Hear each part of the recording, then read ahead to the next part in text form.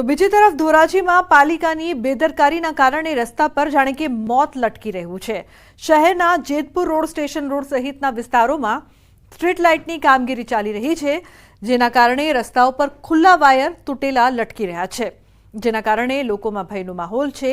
સ્થાનિકો સવાલ પૂછી રહ્યા છે કે આખરે લટકતા વાયરના કારણે કોઈનો જીવ જશે તો જવાબદાર કોણ? મહત્વનું છે કે 1,50 લાખના ખર્ચે નવી સ્ટ્રીટ લાઇટનું કામ કોન્ટ્રાક્ટરને આપવામાં આવ્યું છે। કોંગ્રેસ તેમાં પણ ભ્રષ્ટાચાર થયો હોવાનો આરોપ લગાવી રહ્યું છે। જો કે રસ્તા પર લટકી રહેલા મોતના વાયરોને લઈને સ્થાનિકોએ પણ વારંવાર રજૂઆત કરી છે, છતાં તંત્રના પેટનું પાણી નથી હલી રહ્યું।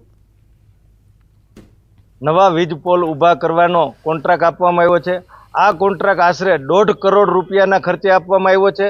આમાં જોઈએ તો મોટા પાયે ભ્રષ્ટાચારની બૂ આવી રહી હોય તેવું લાગી રહ્યું છે અને આ કામની અંદર જે કોન્ટ્રાક્ટર દ્વારા કામગીરી કરવામાં આવી રહી છે તે કોન્ટ્રાક્ટર દ્વારા બેદરકારી પણ દાખવવામાં આવી રહી છે કે વીજ વાયરો ખુલ્લા પડેલા છે અને ઘણા વખતે પવનના લીધે પણ ત્યાં અર્થિંગ થતું હોય કે તીંખાળા થતું હોય તેવું પણ અમારે આંખે જોયેલું છે।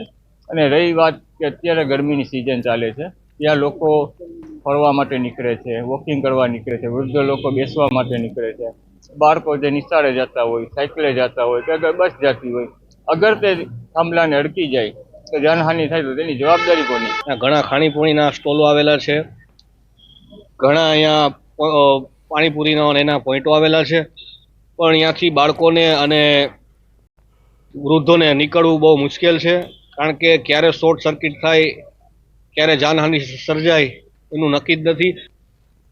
તો મંદીના દોરમાંથી પસાર થઈ રહેલો હીરા ઉદ્યોગમાં તેજીના સંકેત જોવા મળી રહ્યા છે।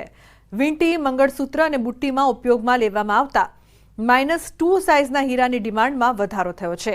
-2 સાઇઝના હીરાની ડિમાન્ડ દેશ વિદેશમાં જોવા મળી રહી છે, જેના કારણે આ પ્રકારના હીરાના કેરેટના ભાવમાં છેલ્લા 15 દિવસમાં જ સરેરાશ 10% વધારો થયો છે।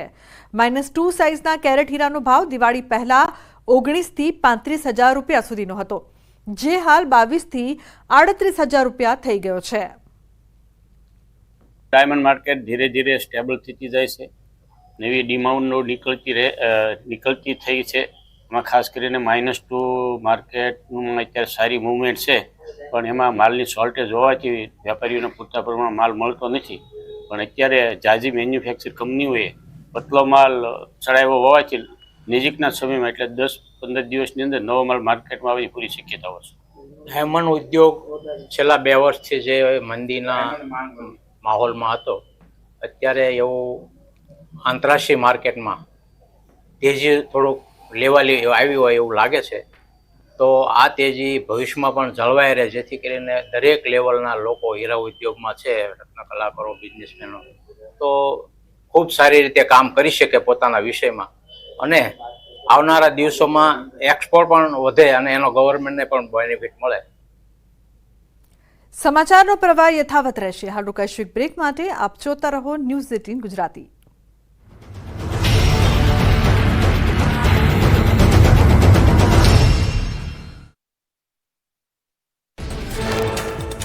દ્વારકાના ભીડભંજન ભવાનીશ્વર મહાદેવ મંદિરમાંથી શિવલિંગ ગાયબ। શિવરાત્રી પહેલા જ શિવાલયમાંથી શિવલિંગ ગાયબ થતા ભક્તોમાં નારાજગી। હર્ષદના દરિયા કિનારે આવેલ પૌરાણિક મહાદેવ મંદિરમાંથી શિવલિંગ કોઈ ઉઠાવી ગયું। દ્વારકામાં શિવલિંગ ગાયબ થવા મામલે આસપાસના સીસીટીવીની તપાસ। દરિયા કિનારેથી શિવલિંગ ઘસેડીને લઈ ગયાના પુરાવા। દરિયા કિનારા અને આસપાસના વિસ્તારોમાં તપાસનો ધમધમાટ। યાત્રાધામ હર્ષદમાં ભીડભંજન ભવાનીશ્વર મહાદેવ મંદિરમાંથી શિવલિંગની ચોરી। ઘટનાથી શ્રદ્ધાળુઓમાં રોષ। બનાવ અંગે જૂનાગઢ ભવનાથ મંદિરના મહંત હરિગીરીએ કહ્યું, કેટલાક લોકો વાતાવરણ ડહોળવાનો પ્રયાસ કરે છે, આ ઘટના દુર્ભાગ્યપૂર્ણ। ઉત્તરાખંડના ઉત્તરકાશી જિલ્લામાં વાતાવરણ બદલાયું। ગંગોત્રી અને યમુનોત્રીના પર્વતીય વિસ્તારોમાં બરફવર્ષા થઈ। જિલ્લામાં આગામી 3 દિવસ વરસાદ અને હિમવર્ષાની આગાહી કરાઈ। ખરાબ હવામાનના કારણે પીએમ મોદીની મૂકવાની મુલાકાત મુલતવી રખાઈ। ગુજરાતમાં 3 દિવસ સુધી આકરી ગરમીનો થશે અહેસાસ। રાજ્યના કાંઠાના ભાગોમાં 27મી સુધી યલો એલર્ટની ચેતવણી। દરિયાકાંઠાના ભાગોમાં તાપમાન સામાન્ય કરતાં ઊંચું રહેશે। ગરમ અને ભેજવાળા પવનો ફૂંકાશે। અકળાવી નાખે એવા બફારાની સંભાવના। હવામાન વિભાગે આકરી ગરમીનું અનુમાન વ્યક્ત કર્યું। તાપમાનમાં 2 થી 3 ડિગ્રીનો થઈ શકે વધારો। દરિયાકાંઠા વિસ્તારમાં વધારે બફારાની આશંકા। હવે કાળઝાળ ગરમી માટે શેકાવા તૈયાર રહેજો. સૌરાષ્ટ્ર, કચ્છ અને દક્ષિણ ગુજરાતના દરિયાઈ વિસ્તારોમાં ગરમીનું યલો એલર્ટ અપાયું. અમદાવાદનું મહત્તમ તાપમાન 35 ડિગ્રી સુધી પહોંચી શકે. સુરેન્દ્રનગરના લખતરમાં પાક નુકસાનની સહાય અંગે ખેડૂત હિતરક્ષક સમિતિની રજૂઆત. તાવી, દેવળિયા, છારદ, વિઠલાપરા સહિતના ગામના ખેડૂતોએ કર્યો વિરોધ. સહાય ચૂકવવામાં નહીં આવે તો ઉગ્ર આંદોલનની ચીમકી. અરવલ્લીના મેશ્વો ડેમમાંથી કેનાલમાં ચોથા તબક્કાનું પાણી છોડાયું. ડેમમાંથી ખેડૂતોને સિંચાઈ માટે 60 ક્યુસેક પાણી છોડાયું. ભિલોડા, મોડાસા અને ધનસુરાના 60 ગામના ખેડૂતોને થશે ફાયદો. 7000 હેક્ટર જમીનના પાકને થશે ફાયદો. રાજકોટના ગોંડલમાં ટોલનાકું બંધ કરાવવા ઉપવાસ આંદોલન. જેતપુર ટોલનાકું બંધ કરાવવા એડવોકેટ ધ્રુવકુમાર કાછડિયા આંદોલન પર બેસ્યા. આંદોલનને કોંગ્રેસે ટેકો જાહેર કર્યો. 60 કિલોમીટરના અંતરમાં 2 ટોલનાકાનો વિરોધ. બોડેલીની વડા તલાવ ગામ પાસે રેસીડેન્સી શાળામાં બાળકોને મેન્યુ પ્રમાણે ભોજન ન અપાતું હોવાનો આરોપ. બાળકોએ કહ્યું, પાણીની પૂરતી વ્યવસ્થા નથી, શિયાળામાં ગરમ પાણી નથી અપાતું.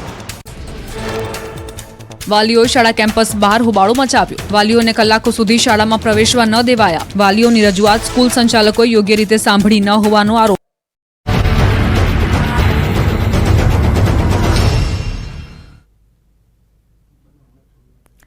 Welcome back. આગળ મહત્વપૂર્ણ સમાચારની જો વાત કરીએ તો ભેળસેડિયા વેપારીઓ ચેતી જજો. ફૂડ એન્ડ ડ્રગ્સ વિભાગની કાર્યવાહી.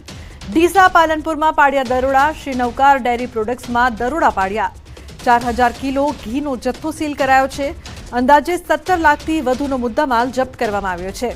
તો ઘીના ભેળસેડિયા વેપારી પર ત્રાટકતું ખોરાક અને ઔષધ નિયમન તંત્ર શ્રી નવકાર ડેરી પ્રોડક્ટ્સ ડીસા, પાલનપુર ખાતેથી તંત્ર દ્વારા કરવામાં આવેલી દરોડાની કામગીરીના સ્થળ પરથી કુલ 11 નમૂના લેવામાં આવ્યા છે. બાકીનો આશરે 4000 કિલોગ્રામથી વધુનો જથ્થો કે જેની કિંમત ₹17.50 લાખ થાય છે તે જાહેર જનતાની સલામતી માટે જપ્ત કરવામાં આવ્યો છે. આ ખાદ્ય પદાર્થો પ્રાથમિક દ્રષ્ટિએ શંકાસ્પદ હોય તેમનો પૃથ્થકરણ અહેવાલ આવ્યા બાદ નિયમ અનુસાર આગળની કાયદેસરની કાર્યવાહી કરવામાં આવશે. અને ગઈકાલ રાત્રે આ ઘીમાં ભેળસેળ કરતા હતા એ પકડી પાડ્યું છે. આ બનાવટી ભેળસેળવાળું ઘી કે જેની અંદર વેજીટેબલ તથા સોયાબીનનું ઓઇલ નાખતા હતા અને આ ઘી શુદ્ધ ગાયના ઘીના નામે મોટા પ્રમાણમાં રાજસ્થાનમાં વેચતા હતા અને મૂળ ઓપરેન્ડી રાતના ફેક્ટરી ચલાવતા હતા અને દિવસના બંધ રાખતા હતા. તો અમદાવાદના વટવા જીઆઈડીસીમાં વર્ષ 2014માં લૂંટના ઈરાદે થયેલી હત્યાના કેસમાં ફરાર આરોપીની ક્રાઇમ બ્રાન્ચે ધરપકડ કરી છે. વર્ષ 2014માં આરોપી અન્ય 6 સાગરીતો સાથે મળીને કેમિકલ ઇન્ડસ્ટ્રીઝમાં ચોરી કરવા ગયો હતો. આરોપી મહારાષ્ટ્ર અને કર્ણાટક જિલ્લાની બોર્ડર કુર્દુવાડીમાં હાલમાં રહેતો હોય જે હકીકત આધારે તેની કુર્દુવાડી વિસ્તારથી ધરપકડ કરવામાં આવેલ છે.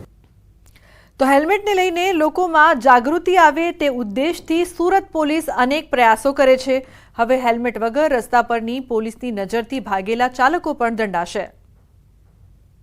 અમારો ઉદ્દેશ એ છે કે ઓછામાં ઓછા અકસ્માત થાય અને જે સામાન્ય રીતે બાઇક પર ચલાવવાથી કોઈ પડી જાય અથવા તો એક્સિડન્ટ થાય અને ગંભીર ઈજાઓ થાય છે, પ્રાણઘાતક અકસ્માતો થાય છે, એ ઘટે નહીં. કે અમારો ઉદ્દેશ કે એમને ઈ ચલાણ આપીને દંડાત્મક કાર્યવાહી થાય, પણ જો એ લોકો હેલ્મેટ પહેરશે તો ચોક્કસપણે આપણે અકસ્માત મોતમાં તેમજ ગંભીર ગુનાઓ જેવા અકસ્માત થાય છે એમાં ઘટાડો કરી શકશું.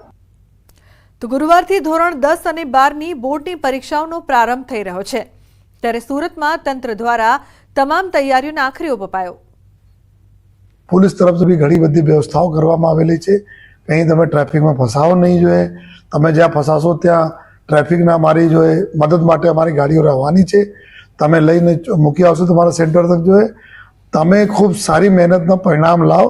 બાકી તમારા પેરેન્ટ્સ અને પોલીસ બધા તમારા સાથે જોઈએ. તમારા આ સારા કાર્યોમાં અમે લોકો સહભાગી છીએ. રાજ્યના શિક્ષણ મંત્રી કુબેર ડિંડોરે આવતીકાલથી શરૂ થતી બોર્ડની પરીક્ષાને લઈને વિદ્યાર્થીઓને શુભકામના પાઠવી. બોર્ડની પરીક્ષાને લઈને તમામ તૈયારીઓ સરકાર દ્વારા પૂર્ણ કરી દેવાઈ. મિત્રો, આપ સૌ ખૂબ ખૂબ સફળતા પ્રાપ્ત કરો અને આપની શાળા, સમાજ અને રાષ્ટ્રનું નામ રોશન કરો એવી હું હૃદયપૂર્વકની શુભેચ્છા પાઠવું છું. આપ સૌ નવા ભારતનું નિર્માણ કરવામાં સક્રિય ભૂમિકા ભજવશો એવી શ્રદ્ધા રાખું છું. સૌને મારા પુનઃ નમસ્કાર, શુભકામનાઓ.